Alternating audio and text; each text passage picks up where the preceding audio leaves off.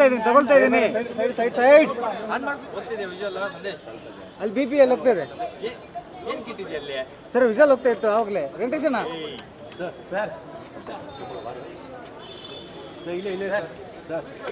ನೋಡ್ತಾ ಇದೆ ಹಿರಿಯ ನಾಗರಿಕರೇ ಹೆಚ್ಚೆಚ್ಚು ಕ್ಯೂವಲ್ಲಿ ನಿಂತು ಬಂದು ತಮ್ಮ ಹಕ್ಕನ್ನು ಚಲಾಯಿಸ್ತಾ ಇದ್ರು, ವೋಟಿಂಗ್ ಮಾಡ್ತಾಯಿದ್ರು.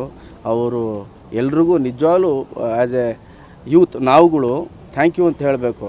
ನಾನು ಬೆಳಿಗ್ಗೆನೇ ಯಾಕೆ ಬಂದೆ ಅಂದರೆ ಅಟ್ಲೀಸ್ಟ್ ನಮ್ಮನ್ನು ನೋಡಿ ನಮ್ಮನ್ನು ಇಷ್ಟಪಡೋರು ನಮ್ಮ ಫಾಲೋಯರ್ಸು ಬಂದು ದಯವಿಟ್ಟು ವೋಟ್ ಮಾಡಿ ಆ್ಯಂಡ್ ವೋಟ್ ಮಾಡಿರೋರು ಯಾರಿಗೆ ಮಾಡಿಲ್ವೋ ದಯವಿಟ್ಟು ವೋಟ್ ಮಾಡಿ ಅಂತ ಹೇಳಲಿ ಅಂತ.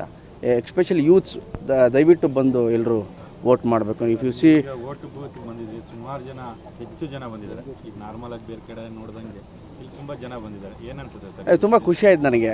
ನಾನು ಹೇಳಿದ್ನಲ್ಲ ಅವೆಲ್ಲ ಬಂದು ನೋಡಿದ ತಕ್ಷಣ ದೊಡ್ಡ ಕ್ಯೂ ನೋಡಿ ನನಗೆ ಭಾಳ ಖುಷಿ ಆಯಿತು. ಅದರಲ್ಲೂ ಹಿರಿಯರು ಎಲ್ಲರೂ ಒಂದಷ್ಟು ಹಿರಿಯರೇ ಬಂದು ನಿಂತಿದ್ರು.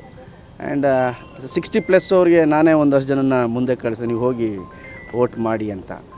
ಸೊ ಮೋರ್ ದೆನ್ ಕ್ಯೂವಲ್ಲಿ ನಿಂತ್ಕೊಂಡ್ವಿ ಅನ್ನೋದಕ್ಕಿಂತ ನಮ್ಮ ವೋಟನ್ನು ನಾವು ವೇಸ್ಟ್ ಮಾಡಲಿಲ್ಲ.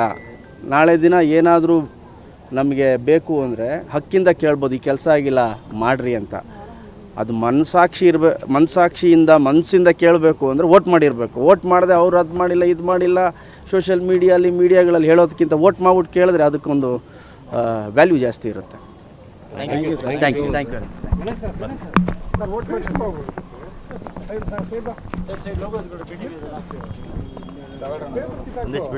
ಸ್ವಲ್ಪ ಹಿಂದೆ ಬನ್ನಿ.